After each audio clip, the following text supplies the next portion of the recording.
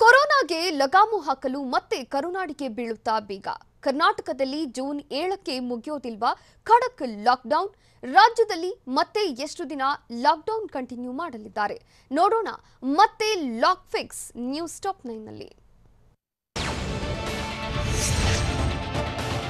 ಕೊರೋನಾಗೆ ಲಗಾಮು ಹಾಕುವುದಕ್ಕೆ ಲಾಕ್ಡೌನ್ ಮುಂದುವರಿಸುವ ಸಾಧ್ಯತೆಗಳು ಹೆಚ್ಚಾಗಿದೆ. ಕರ್ನಾಟಕದಲ್ಲಿ ಜೂನ್ 7ಕ್ಕೆ ಖಡಕ್ ಲಾಕ್ಡೌನ್ ಮುಗಿಯೋದಿಲ್ಲ ಎನ್ನಲಾಗಿದ್ದು, ಮ್ಯಾರಥಾನ್ ಲಾಕ್ಡೌನ್ 15 ದಿನವೋ ಇಲ್ಲ 30 ದಿನವೋ ಅನ್ನೋದು ಕುತೂಹಲ ಮೂಡಿಸಿದೆ.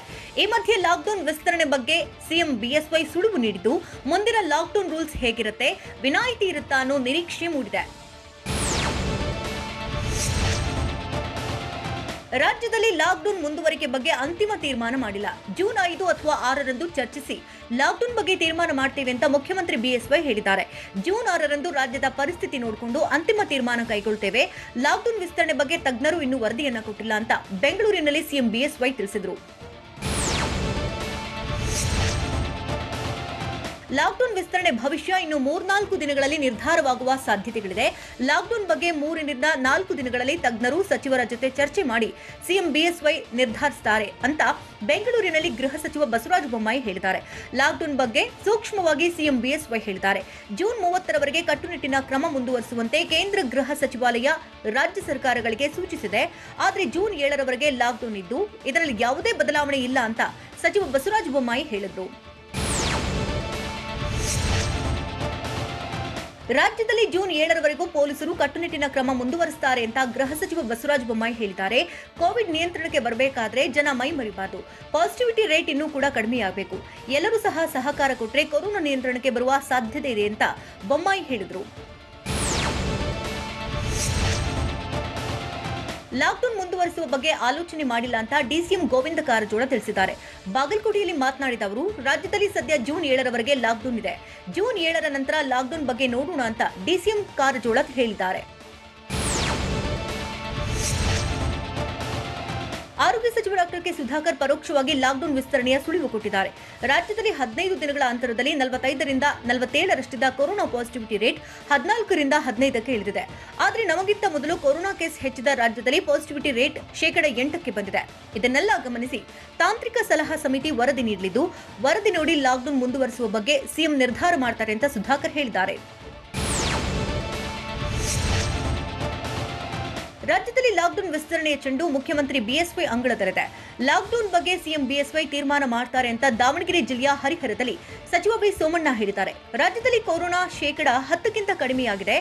ಈಗಿರುವಂತಹ ಲಾಕ್ಡೌನ್ ಮುಂದುವರಿಯೋದಕ್ಕೆ ಇನ್ನು 7 ದಿನ ಬಾಕಿ ಇದೆ. 7 ದಿನ ಮುಗಿದ ಬಳಿಕ ಲಾಕ್ಡೌನ್ ಬಗ್ಗೆ ತೀರ್ಮಾನಿಸುತ್ತಾರೆ ಹೀಗಂತ ಹರಿಹರದಲ್ಲಿ ಸಚಿವ ವಿ ಸೋಮಣ್ಣ ತಿಳಿಸಿದರು. ಜೂನ್ 7ರವರೆಗೆ ಮೈಸೂರಿನಲ್ಲಿ ಸಂಪೂರ್ಣ ಲಾಕ್ಡೌನ್ ಮಾಡಲಾಗಿದೆ. ಆದರೆ ಜೂನ್ 7ರ ಬಳಿಕ ಮೈಸೂರು ಜಿಲ್ಲೆಯಲ್ಲಿ ಲಾಕ್ಡೌನ್ ಬೇಡ ಅಂತ ಸಚಿವ ಎಸ್ಟಿ ಸೋಮಶೇಖರ್ ಹೇಳಿದ್ದಾರೆ. ಅಲ್ಲದೆ ಲಾಕ್ಡೌನ್ ಮುಂದುವರಿಸದಂತೆ ಸಿಎಂಗೆ ಮನವಿ ಮಾಡ್ತೇನೆ. ಜೂನ್ 7ರ ವೇಳೆಗೆ ಮೈಸೂರಿನಲ್ಲಿ 90% ಕೊರೋನಾ ನಿಯಂತ್ರಣಕ್ಕೆ ಬರುತ್ತೆ. ಹೀಗಾಗಿ ಮೈಸೂರು ಜಿಲ್ಲೆಯಲ್ಲಿ ಲಾಕ್ಡೌನ್ ಅವಶ್ಯಕತೆ ಇಲ್ಲ ಅಂತ ಸಚಿವ ಸೋಮಶೇಖರ್ ತಿಳಿಸಿದ್ದಾರೆ. ಮೈಸೂರು ಅನ್ಲಾಕ್ಗೆ ಒತ್ತಾಯಿಸುತ್ತಿರುವಂತಹ ಸಚಿವ ಎಸ್ಟಿ ಸೋಮಶೇಖರ್, ಜನರ ಜೀವ ಎಷ್ಟು ಮುಖ್ಯವೋ ಜೀವನವೂ ಅಷ್ಟೇ ಮುಖ್ಯ. ಹೀಗಾಗಿ ಜೀವನ ಎರಡನ್ನ ಕಾಪಾಡುವುದು ನಮ್ಮ ಕರ್ತವ್ಯ ಅಂತ ಹೇಳಿದ್ರು. ಮೈಸೂರಿನಲ್ಲಿ ಪಾಸಿಟಿವ್ ಪ್ರಕರಣ ತಗ್ಗುತ್ತಾ ಇದ್ದು ಲಾಕ್ಡೌನ್ ಕಡಿತ ಮಾಡುವ ಇಂಗಿತ ವ್ಯಕ್ತಪಡಿಸಿದ್ದಾರೆ. ಜನರು 1.5 ತಿಂಗಳಿನಿಂದ ಲಾಕ್ಡೌನ್ಗೆ ಸ್ಪಂದಿಸಿದ್ದಾರೆ. ಮನೆ ಸರ್ವೆಯ ವರದಿಗಳಲ್ಲಿ ಪಾಸಿಟಿವ್ ರೇಟ್ ಕಡಿಮೆ ಆಗ್ತಾ ಇರುವ ಆಧಾರದ ಮೇಲೆ ಅನ್ಲಾಕ್ ಬಗ್ಗೆ ತಿಳಿಸಿದ್ದೇವೆ ಅಂತ ಸಚಿವ ಸೋಮಶೇಖರ್ ಹೇಳಿದರು. ಟೈಟ್ ಲಾಕ್ಡೌನ್ ಇದ್ರೂ ಬೆಂಗಳೂರಲ್ಲಿ ಓಡಾಟ ಹೇಗಿದೆ? ಬಲ್ಬ್ ತರೋಕೆ ಕಾರ್ನಲ್ಲಿ ವ್ಯಕ್ತಿ ಬಂದ್ರೆ ನಾಯಿ ಜೊತೆ ಯುವತಿ ಸವಾರಿ ಹೇಗಿತ್ತು? ಲಾಕ್ಡೌನ್ನಲ್ಲೂ ಆಕ್ಸಿಡೆಂಟ್ ಆಗಿದ್ದು ಹೇಗೆ? ನೋಡೋಣ ಉಡಾಫೆ ವೀರರು ನ್ಯೂಸ್ ಟಾಪ್ 9 ನಲ್ಲಿ.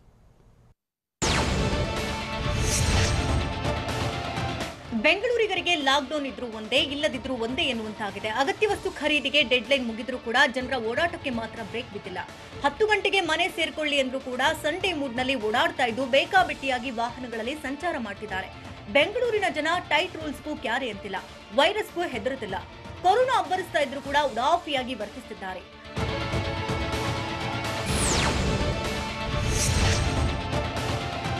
ಅಗತ್ಯ ವಸ್ತು ವಸ್ತುಗಳ ಖರೀದಿ, ಅಗತ್ಯ ಸೇವೆ ಓಡಾಟದ ಡೆಡ್ಲೈನ್ ಮುಗಿತಾ ಇದ್ದಂತೆ ಪೊಲೀಸರು ಅಖಾಡಕ್ಕಿಳಿದಿದ್ದಾರೆ.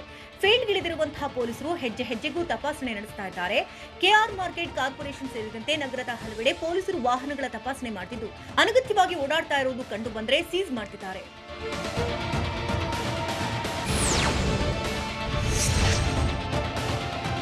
ಲಾಕ್ಡೌನ್ ಮಾಡಿದ್ರು ಹೊರ ಬರ್ತಾ ಇರುವಂತಹ ಜನರು ಖಾಕಿ ಕೈಗೆ ಲಾಕ್ ಆಗಿ ಸಿಲ್ಲಿ ರೀಸನ್ಸ್ ಹೇಳ್ತಿದ್ದಾರೆ. ಕಾರ್ಪೊರೇಷನ್ ಸರ್ಕಲ್ನಲ್ಲಿ ಆಟೋದಲ್ಲಿ ನಾಯಿ ಜೊತೆ ಬಂದ ಯುವತಿ ನಾಯಿಗೆ ಹುಷಾರಿಲ್ಲ ಅಂತ ಹೇಳಿದ್ದಾರೆ. ಹೀಗಾಗಿ ಆಟೋದಲ್ಲಿ ಬಂದಿದ್ದ ಯುವತಿಯನ್ನ ಪೊಲೀಸರು ವಾಪಸ್ ಕಳಿಸಿದ್ದಾರೆ.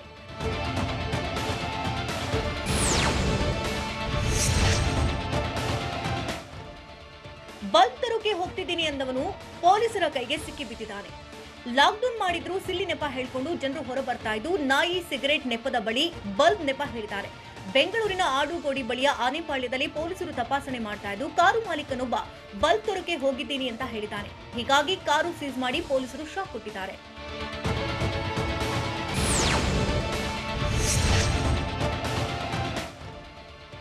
ಲಾಕ್ಡೌನ್ ನಡುವೆ ಮದುವೆಗೆ ಹೊರಟವರು ಲಾಕ್ ಆಗಿದ್ದಾರೆ. ಬೆಂಗಳೂರಿನ ಕಾರ್ಪೊರೇಷನ್ ಸರ್ಕಲ್ನಲ್ಲಿ ಮದುವೆಗೆ ಹೊರಟಿದ್ದವರಿಗೆ ಪೊಲೀಸರು ಶಾಕ್ ಕೊಟ್ಟಿದ್ದಾರೆ. ಒಂದೇ ಕಾರಿನಲ್ಲಿ ದೈಹಿಕ ಅಂತರವಿಲ್ಲದೆ ಪ್ರಯಾಣ ಮಾಡ್ತಾ ಇದ್ರು. ಹೀಗಾಗಿ ಖಾಕಿ ಬಿಸಿ ಮುಟ್ಟಿಸಿದ್ದು ಪೊಲೀಸರಿಗೆ ದಂಡ ಕಟ್ಟಿ ಕುಟುಂಬ ಮದುವೆಗೆ ತೆರಳಿದೆ.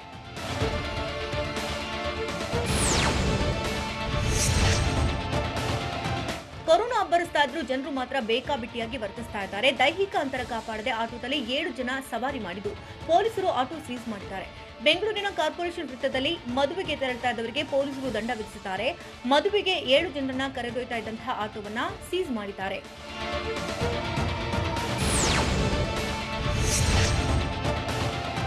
ಬೆಂಗಳೂರಿನ ಯಶವಂತಪುರದಲ್ಲಿ ಫೈನ್ ಹೈ ಡ್ರಾಮಾ ನಡೆದಿದೆ. ಆಟೋದಲ್ಲಿ ಹೋಗ್ತಾ ಇದ್ದಾಗ ಮಾಸ್ಕ್ ಹಾಕಿರಲಿಲ್ಲ. ಹೀಗಾಗಿ ಬಿಬಿಎಂಪಿ ಮಾರ್ಷಲ್ಗಳು ದಂಡ ಹಾಕಲು ಮುಂದಾಗಿದ್ರು. ಈ ವೇಳೆ ದಂಡದಿಂದ ತಪ್ಪಿಸಿಕೊಳ್ಳೋದಕ್ಕೆ ಹೈ ಡ್ರಾಮಾ ಮಾಡಿದ್ದು, ಸರ್ ತಿಂಡಿ ತಿಂತಿದೆ ಅದಕ್ಕೆ ಮಾಸ್ಕ್ ಹಾಕಿಲ್ಲ ಅಂತ ಮಾಸ್ಕ್ ಹಾಕದೆ ಟಿಫನ್ ಬಾಕ್ಸ್ ತೋರಿಸಿದ್ದಾನೆ.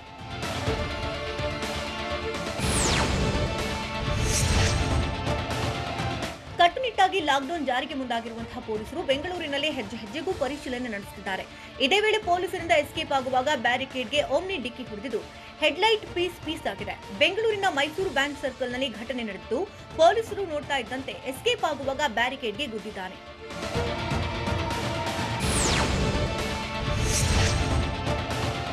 ಕೋಲಾರದಲ್ಲಿ ಲಾಕ್ಡೌನ್ ನಡುವೆಯೂ ರೂಲ್ಸ್ ಬ್ರೇಕ್ ಮಾಡಲಾಗಿದೆ. ಮಾಲೂರಿನಲ್ಲಿ ಕಂಪ್ಲೀಟ್ ಲಾಕ್ಡೌನ್ ನಡುವೆಯೂ ಸರ್ಕಾರದ ನಿಯಮ ಉಲ್ಲಂಘಿಸಿ ಚಿಕನ್ ಮಾರಾಟ ಮಾಡಲಾಗಿದೆ.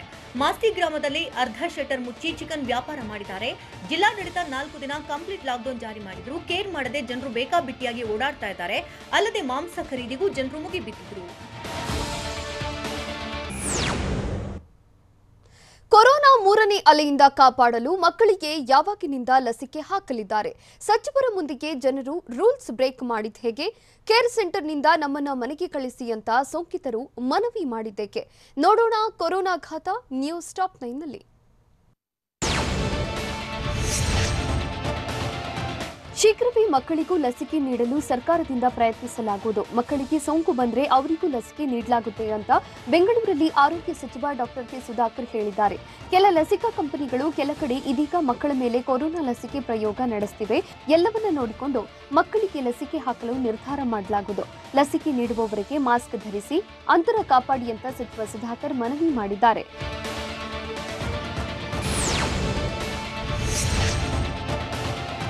ಬೆಂಗಳೂರು ಗ್ರಾಮಾಂತರ ಜಿಲ್ಲೆ ಹೊಸಕೋಟೆಯ ಚೆನ್ನಬೈರಗೌಡ ಕ್ರೀಡಾಂಗಣದಲ್ಲಿ ಜನ ಜಮಾಯಿಸಿದ್ರು. ಸಚಿವ ಎಂಟಿಬಿ ನಾಗರಾಜ್ ಕೊರೋನಾ ಸಂಕಷ್ಟದಲ್ಲಿರೋ ಆಟೋ ಚಾಲಕರಿಗೆ ಕಿಟ್ ವಿತರಿಸಿದ್ರು.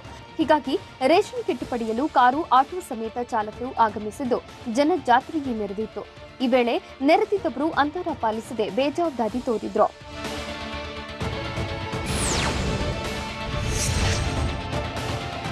ಬೆಳಗಾವಿಯ ಹೊಸೂರು ಬಸವಣ್ಣ ಗಲ್ಲಿಯಲ್ಲಿ ಹೋಮ ಆಚರಿಸಿ ಹೊಗೆ ಹಾಕಿದವರ ವಿರುದ್ಧ ಕೇಸ್ ದಾಖಲು ಮಾಡಲಾಗಿದೆ. ಶಾಸಕ ಅಭಯ್ ಪಾಟೀಲ್ ನೇತೃತ್ವದಲ್ಲಿ ಮೇ 24ರಂದು ಹೋಮ ನಡೆದಿತ್ತು.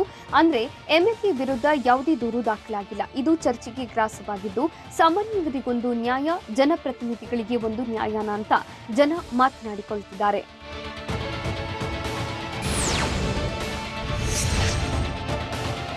ದಾವಣಗೆರೆ ಜಿಲ್ಲೆಯಲ್ಲಿ ಜೂನ್ 14-19ರವರೆಗೆ ಮದುವೆಗೆ ನಿಷೇಧ ಹೇರಲಾಗಿದೆ. ಜೂನ್ 4ರವರೆಗೆ ನಿಗದಿಯಾದ ವಿವಾಹ ಕಾರ್ಯಕ್ರಮದಲ್ಲಿ ಗರಿಷ್ಠ 10 ಜನ ಸೇರಲು ಅವಕಾಶ ಕಲ್ಪಿಸಲಾಗಿದೆ. ಆ ಬಳಿಕ ಅಂದ್ರೆ ಜೂನ್ 4ರಿಂದ 19ವರೆಗೆ ವಿವಾಹಕ್ಕೆ ಡಿಸಿ ಮಹಂತೇಶ್ ಬೀಳಗಿ ಬ್ರೇಕ್ ಹಾಕಿ ಆದೇಶ ಹೊರಡಿಸಿದ್ದಾರೆ.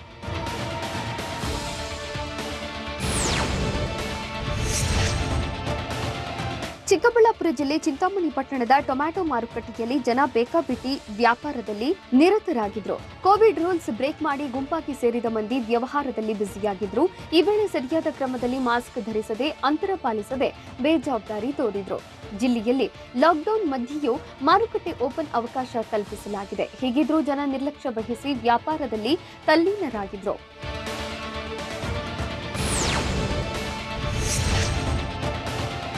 ದಾವಣಗೆರೆ ಮಹಾನಗರ ಪಾಲಿಕೆ ಪಕ್ಕದಲ್ಲಿರೋ ಇಂದಿರಾ ಕ್ಯಾಂಟೀನ್ನಲ್ಲಿ ಅಕ್ರಮವೊಂದು ಬಯಲಾಗಿದೆ.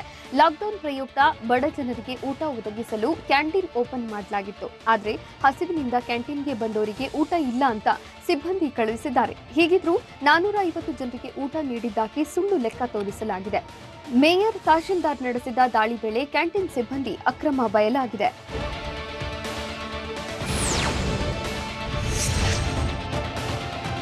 ಹಾವೇರಿ ನಗರದ ಹರಸೂರು ಬಣ್ಣದ ಮಠದ ಸ್ವಾಮೀಜಿ ಮಾನವೀಯತೆ ಮೆರೆದಿದ್ದಾರೆ. ಲಾಕ್ಡೌನ್ನಲ್ಲಿ ಕರ್ತವ್ಯ ನಿರ್ವಹಿಸುತ್ತಿರುವ ಪೊಲೀಸರಿಗೆ ಉಪಹಾರ ವ್ಯವಸ್ಥೆ ಮಾಡಿ ಹಸಿವು ತಣಿಸಿದ್ದಾರೆ. ಪೊಲೀಸರು ಕರ್ತವ್ಯ ನಿರ್ವಹಿಸ್ತಾ ಇದ್ದ ಸ್ಥಳಕ್ಕೆ ತೆರಳಿ ಉಪಹಾರ, ನೀರು ವಿತರಿಸಿ ಅಭಿನವ ರುದ್ರ ಚೆನ್ನಮಲ್ಲಿಕಾರ್ಜುನ ಸ್ವಾಮೀಜಿ ಮಾದರಿಯಾಗಿದ್ದಾರೆ.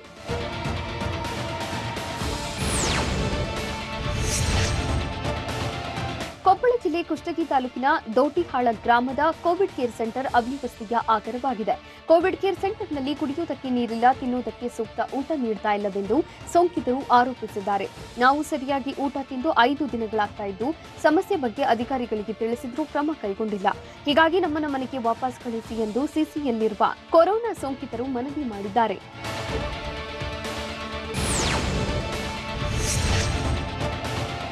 ವಿಜಯನಗರ ಜಿಲ್ಲೆ ಹೂವಿನಹಡಗಲಿ ತಾಲೂಕಿನ ಮೀರಾಪೂರನಹಳ್ಳಿಯಲ್ಲಿರೋ ಕೋವಿಡ್ ಕೇರ್ ಸೆಂಟರ್ನಲ್ಲಿ ರಸಮಂಜರಿ ಕಾರ್ಯಕ್ರಮ ಏರ್ಪಡಿಸಲಾಗಿತ್ತು.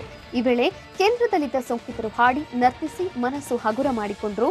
ಆ ಮೂಲಕ ಕೇರ್ ಸೆಂಟರ್ ಸಿಬ್ಬಂದಿ ಸೋಂಕಿತರಿಗೆ ಆತ್ಮಸ್ಥೈರ್ಯ ತುಂಬುವ ಕೆಲಸ ಮಾಡಿದ್ರು. ರಾಜ್ಯದಲ್ಲಿ ಎಷ್ಟು ಜನರಿಗೆ ಬ್ಲಾಕ್ ಫಂಗಸ್ ದಾಳಿ ಮಾಡಿದೆ? ಕಪ್ಪು ಸುಳಿಯಲ್ಲಿ ಸಿಲುಕಿ ಮಕ್ಕಳು ಒದ್ದಾಡ್ತಿರೋದು ಹೇಗೆ?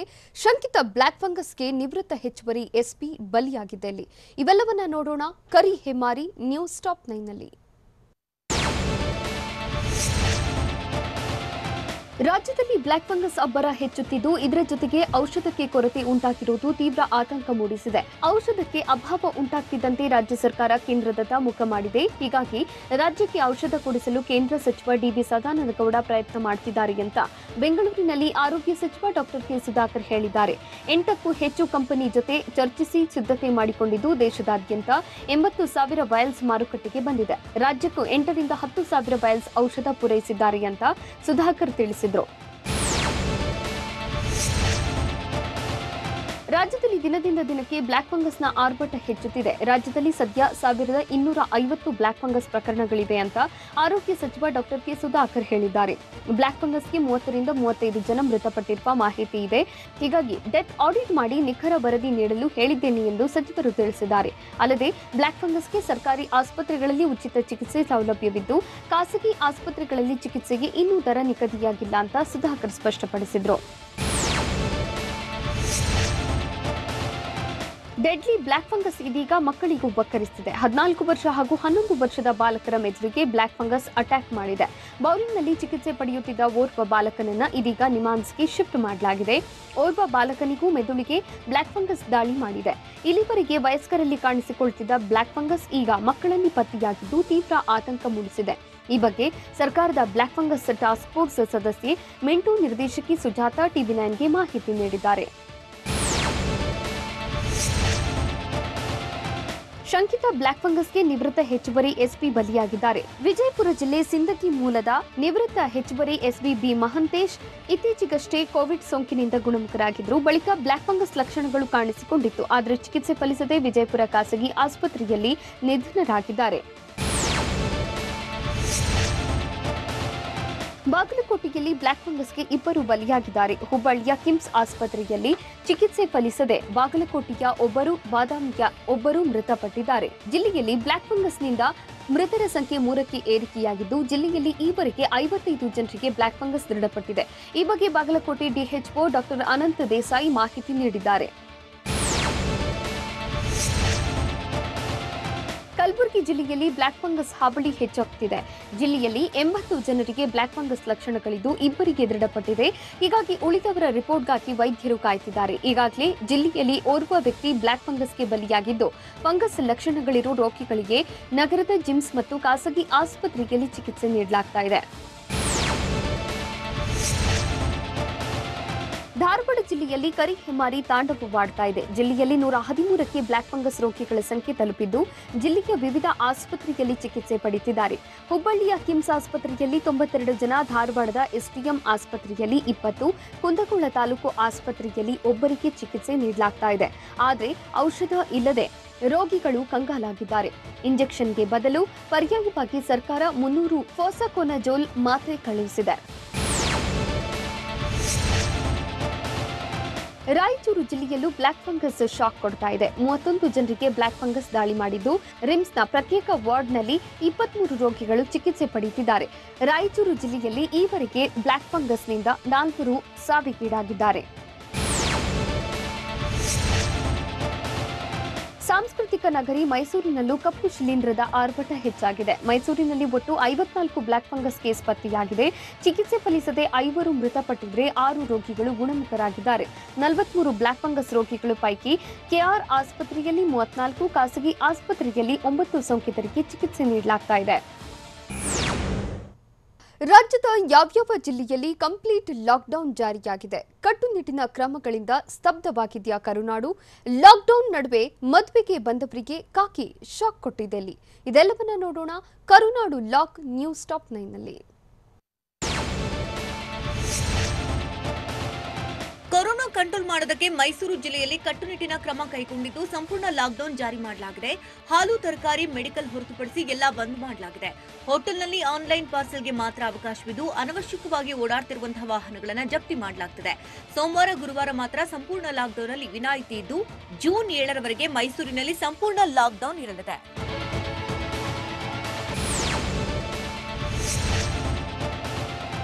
ಧಾರವಾಡ ಜಿಲ್ಲೆಯಲ್ಲಿ ಕಠಿಣ ಲಾಕ್ಡೌನ್ ಜಾರಿಯಾಗಿದ್ದು, ವಾಣಿಜ್ಯ ನಗರಿ ಹುಬ್ಬಳ್ಳಿಯ ಪ್ರಮುಖ ರಸ್ತೆಗಳು ಬಿಕೋ ಎಂತಿದೆ. ಇಂದಿನಿಂದ ಜೂನ್ 7ರ ತನಕ ಕಠಿಣ ಲಾಕ್ಡೌನ್ ಜಾರಿಯಲ್ಲಿರಲಿದ್ದು, ದಿನಸಿ ಮಾಂಸಕ್ಕಾಗಿ ಜಿಲ್ಲಾಡಳಿತ 3 ದಿನ ಅವಕಾಶ ನೀಡಿದ್ದು, ಇಂದಿನಿಂದ ಮತ್ತೆ ಕಠಿಣ ಲಾಕ್ಡೌನ್ ರೂಲ್ಸ್ ಮುಂದುವರಿಯುತ್ತಾ ಇದೆ. ಜೂನ್ 7ರವರೆಗೆ ಹಾಲು, ಹಣ್ಣು, ತರಕಾರಿಗಷ್ಟೇ ಅವಕಾಶವಿದೆ.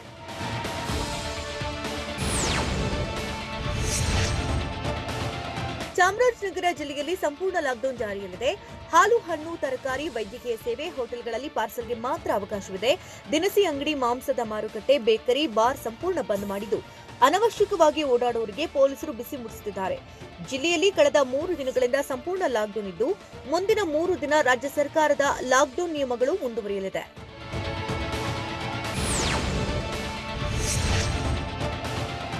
ಕೊರೋನಾ ನಿಯಂತ್ರಣಕ್ಕೆ ಗದಗ ಜಿಲ್ಲೆಯಲ್ಲಿ ಸಂಪೂರ್ಣ ಲಾಕ್ಡೌನ್ ಮಾಡಿದ್ದು, ಗದಗ, ಬೆಟಗೇರಿ, ಅವಳಿ ನಗರ ಸಂಪೂರ್ಣ ಸ್ತಬ್ಧವಾಗಿದೆ. ಹಾಲು, ಮೆಡಿಕಲ್ ಹೊರತುಪಡಿಸಿ ದಿನಸಿ, ಮಾಂಸ, ಹೋಟೆಲ್, ಬಾರ್ ಬಂದ್ ಮಾಡಿಸಲಾಗಿದೆ. ಹೀಗಾಗಿ ಕಿರಾಣಿ, ಜನತಾ, ಗ್ರೇನ್ ಮಾರ್ಕೆಟ್ಗಳು ಬಿಕೋ ಎಂತಿದ್ದು, ನಾಳೆ ಬೆಳಗ್ಗೆ 10 ಗಂಟೆವರೆಗೆ ಸಂಪೂರ್ಣ ಲಾಕ್ಡೌನ್ ಜಾರಿಯಲ್ಲಿರಲಿದೆ. ಪ್ರಮುಖ ಸರ್ಕಲ್ಗಳಲ್ಲಿ ಪೊಲೀಸರು ನಿಯೋಜನೆಗೊಂಡಿದ್ದು, ಬೇಕಾಬಿಟ್ಟಿಯಾಗಿ ಓಡಾಡ್ತಾ ಇರೋರಿಗೆ ಬಿಸಿ ಮುಟ್ಟಿಸುತ್ತಿದ್ದಾರೆ.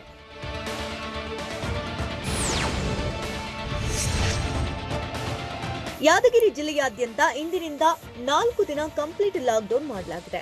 ಇಂದು ಬೆಳಗ್ಗೆ 6 ಗಂಟೆಯಿಂದ ಲಾಕ್ಡೌನ್ ಜಾರಿಯಲ್ಲಿದ್ದು, ಜೂನ್ 3ರ ಬೆಳಗ್ಗೆ 6 ಗಂಟೆವರೆಗೆ ಕಠಿಣ ನಿಯಮಗಳು ಇರಲಿದೆ. ಲಾಕ್ಡೌನ್ ಜಾರಿಯಿಂದಾಗಿ ಯಾದಗಿರಿ ನಗರ ಸಂಪೂರ್ಣ ಸ್ತಬ್ಧವಾಗಿದ್ದು, ನಗರದಲ್ಲಿ ಬೆರಳೆಣಿಕೆಯಷ್ಟು ಮಾತ್ರ ವಾಹನ ಸಂಚಾರವಿದೆ. ಬೆಳಗ್ಗೆಯಿಂದಲೇ ಪೊಲೀಸರು ಫೀಲ್ಡ್ಗಿಳಿದಿದ್ದು, ಅನಗತ್ಯವಾಗಿ ಓಡಾಡುವವರಿಗೆ ಬ್ರೇಕ್ ಹಾಕಿದ್ದಾರೆ. ಮೆಡಿಕಲ್, ಆಸ್ಪತ್ರೆ, ಹಾಲು ಸೇರಿದಂತೆ ತುರ್ತು ಸೇವೆಗಳಿಗೆ ಮಾತ್ರ ಅವಕಾಶವಿದೆ.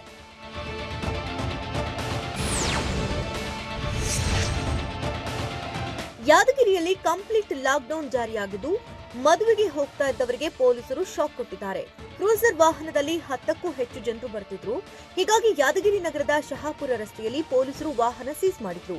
ಕಲಬುರಗಿ ಜಿಲ್ಲೆಯ ಗಮ್ಮಾರ ಗ್ರಾಮದಿಂದ ಯಾದಗಿರಿ ನಗರದಲ್ಲಿರುವ ಮದುವೆಗೆ ಬಂದಿದ್ದ ಜನರನ್ನ ನಡೆದುಕೊಂಡು ಹೋಗುವಂತೆ ಪೊಲೀಸರು ಕಳಿಸಿದ್ರು.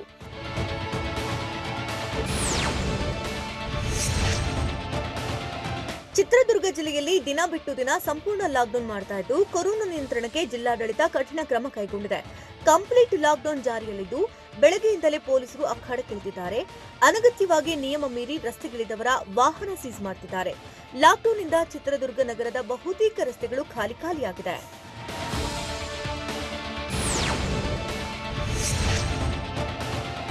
ಲಾಕ್ಡೌನ್ನಿಂದಾಗಿ ಹಾವೇರಿಯ ರಸ್ತೆಗಳು ಖಾಲಿಯಾಗಿದೆ. ಹಾಲು ಮೆಡಿಕಲ್ ಆಸ್ಪತ್ರೆ ಪಡಿತರ, ಪೆಟ್ರೋಲ್ ಬಂಕ್ ಸೇರಿದಂತೆ ಕೆಲವು ಸೇವೆಗಳಿಗೆ ಜಿಲ್ಲಾಡಳಿತ ಅವಕಾಶ ಕೊಟ್ಟಿದೆ. ಹೀಗಾಗಿ ನಗರದ ರಸ್ತೆಗಳು ಬಿಕೋ ಎಂದಿದ್ದು ಅನಗತ್ಯವಾಗಿ ಓಡಾಡ್ತಾ ಇರೋ ವಾಹನಗಳನ್ನು ತಡೆದು ಪೊಲೀಸರು ತಪಾಸಣೆ ಮಾಡುತ್ತಿದ್ದಾರೆ. ಲಸಿಕೆ ಪಡೆದು ವಿದೇಶಕ್ಕೆ ತೆರಳುವವರಿಗೆ ಕೇರಳ ಸರ್ಕಾರ ರಿಲೀಫ್ ನೀಡುತ್ತಿರೋದು ಹೇಗೆ?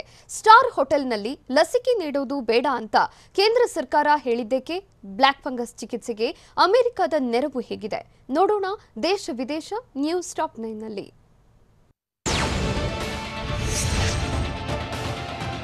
ದೇಶದಲ್ಲಿ ದಿನನಿತ್ಯದ ಕೊರೋನಾ ಪ್ರಕರಣದಲ್ಲಿ ಭಾರಿ ಇಳಿಕೆ ಕಂಡಿದೆ. ಕಳೆದ 24 ಗಂಟೆಗಳಲ್ಲಿ 1,65,553 ಪ್ರಕರಣಗಳು ದಾಖಲಾಗಿದ್ದು 2.76 ಲಕ್ಷ ಸೋಂಕಿತರು ಗುಣಮುಖರಾಗಿದ್ದಾರೆ.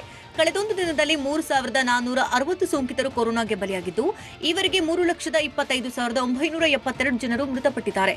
ಇನ್ನು ದೇಶದಲ್ಲಿ 21.14 ಲಕ್ಷ ಸಕ್ರಿಯ ಕೊರೋನಾ ಪ್ರಕರಣಗಳಿದೆ. ವಿದೇಶಿ ಪ್ರವಾಸಕ್ಕೆ ಅನುಕೂಲವಾಗುವುದಕ್ಕೆ ವ್ಯಾಕ್ಸಿನೇಷನ್ ಸರ್ಟಿಫಿಕೇಟ್ ನೀಡಲು ಕೇರಳ ಸರ್ಕಾರ ನಿರ್ಧರಿಸಿದೆ. ಫಲಾನುಭವಿಗಳು ತಮ್ಮ ಪ್ರಸ್ತುತ ವ್ಯಾಕ್ಸಿನೇಷನ್ ಸ್ಥಿತಿಯ ಆಧಾರದ ಮೇಲೆ ಅಂತಿಮ ಅಥವಾ ತಾತ್ಕಾಲಿಕ ಪ್ರಮಾಣ ಪತ್ರಕ್ಕಾಗಿ ಅರ್ಜಿ ಸಲ್ಲಿಸಬಹುದಾಗಿದೆ. ವಿದೇಶಕ್ಕೆ ಪ್ರಯಾಣಿಸುವ ವ್ಯಕ್ತಿಗಳಿಗೆ ವ್ಯಾಕ್ಸಿನೇಷನ್ ಮತ್ತು ಅದರ ಪ್ರಮಾಣ ಪತ್ರವನ್ನು ಸರ್ಕಾರ ನೀಡಲಿದೆ. ಖಾಸಗಿ ಆಸ್ಪತ್ರೆಗಳ ಸಹಯೋಗದೊಂದಿಗೆ ಸ್ಟಾರ್ ಹೋಟೆಲ್ಗಳಲ್ಲಿ ವ್ಯಾಕ್ಸಿನ್ ನೀಡುವ ಪ್ಯಾಕೇಜ್ ತಕ್ಷಣವೇ ನಿಲ್ಲಿಸಬೇಕು ಅಂತ ಕೇಂದ್ರ ಸರ್ಕಾರ ಖಡಕ್ ಸೂಚನೆ ಕೊಟ್ಟಿದೆ. ಕೆಲವು ಆಸ್ಪತ್ರೆಗಳು ವ್ಯಾಕ್ಸಿನ್ಗಾಗಿ ಹೋಟೆಲ್ ಜೊತೆ ಸೇರಿ ಪ್ಯಾಕೇಜ್ ಮಾಡಿವೆ. ಇದು ಕೇಂದ್ರ ಮಾರ್ಗಸೂಚಿಗಳಿಗೆ ವಿರುದ್ಧವಾಗಿದೆ. ಅಂತಹ ಆಸ್ಪತ್ರೆಗಳು ಹೋಟೆಲ್ಗಳ ವಿರುದ್ಧ ಕ್ರಮ ಕೈಗೊಳ್ಳುವಂತೆ ಕೇಂದ್ರ ಆರೋಗ್ಯ ಸಚಿವಾಲಯ ರಾಜ್ಯಗಳಿಗೆ ಸೂಚನೆ ಕೊಟ್ಟಿದೆ. ಕಪ್ಪು ಶಿಲೀಂಧ್ರ ಚಿಕಿತ್ಸೆಗೆ ಭಾರತದ ನೆರವಿಗೆ ಅಮೆರಿಕ ನಿಂತಿದೆ. ಕಪ್ಪು ಶಿಲೀಂಧ್ರ ಚಿಕಿತ್ಸೆಯಲ್ಲಿ ಬಳಸಲಾಗುವ ಆಂಫೋಟೆರಿಸಿನ್ ಬಿ ಇಂಜೆಕ್ಷನ್ನ ಮತ್ತೊಂದು ಸರಕು ಭಾರತವನ್ನು ತಲುಪಿದೆ. ಇಲ್ಲಿವರೆಗೆ ಒಟ್ಟು 2 ಲಕ್ಷ ಡೋಸ್ಗಳು ಅಮೆರಿಕದಿಂದ ಭಾರತ ತಲುಪಿವೆ ಅಂತ ಯುನೈಟೆಡ್ ಸ್ಟೇಟ್ಸ್ನ ಭಾರತದ ರಾಯಭಾರಿ ತಾರಣ್ಜಿತ್ ಸಿಂಗ್ ಸಂಧು ಹೇಳಿದ್ದಾರೆ.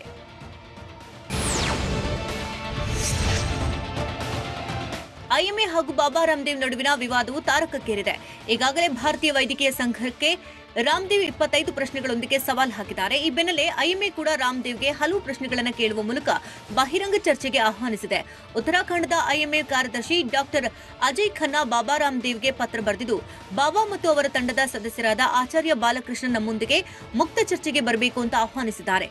ಅಲ್ಲದೆ ಚರ್ಚೆಯ ದಿನಾಂಕ ಮತ್ತು ಸ್ಥಳವನ್ನ ನೀವೇ ನಿರ್ಧರಿಸಿ ಅಂತ ಉಲ್ಲೇಖಿಸಲಾಗಿದೆ.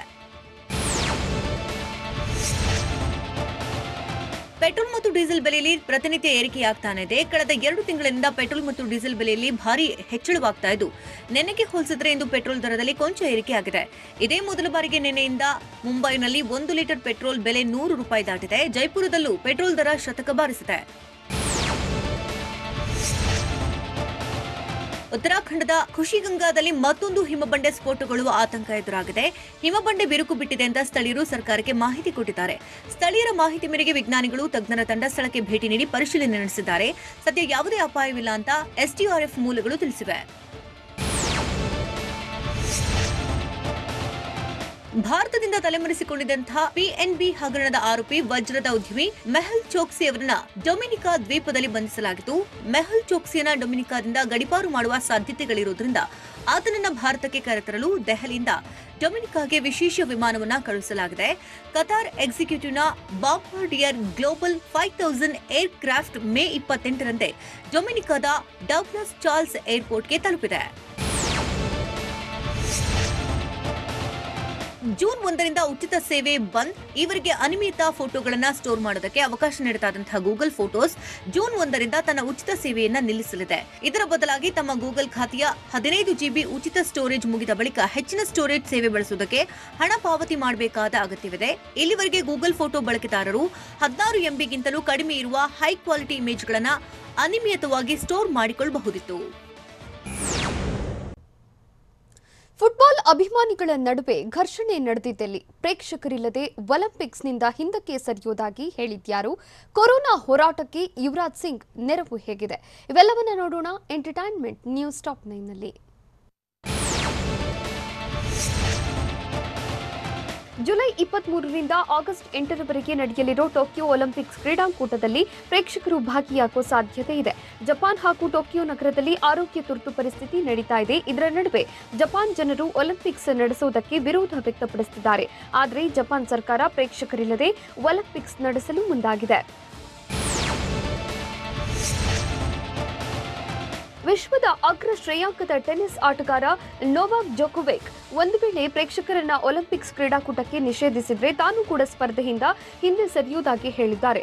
ಸುದ್ದಿಗೋಷ್ಠಿಯಲ್ಲಿ ಮಾತನಾಡಿದ ಜೊಕೋ, ಪ್ರೇಕ್ಷಕರಿಗೆ ಸ್ಟೇಡಿಯಂ ಒಳಗೆ ಪ್ರವೇಶ ನೀಡಿದರಷ್ಟೇ ನಾನು ಒಲಿಂಪಿಕ್ಸ್ನಲ್ಲಿ ಆಡಲು ಬಯಸುತ್ತೇನೆ, ಇಲ್ಲದಿದ್ದರೆ ಹಿಂದೆ ಸರಿಯುತ್ತೇನೆ ಎಂದಿದ್ದಾರೆ.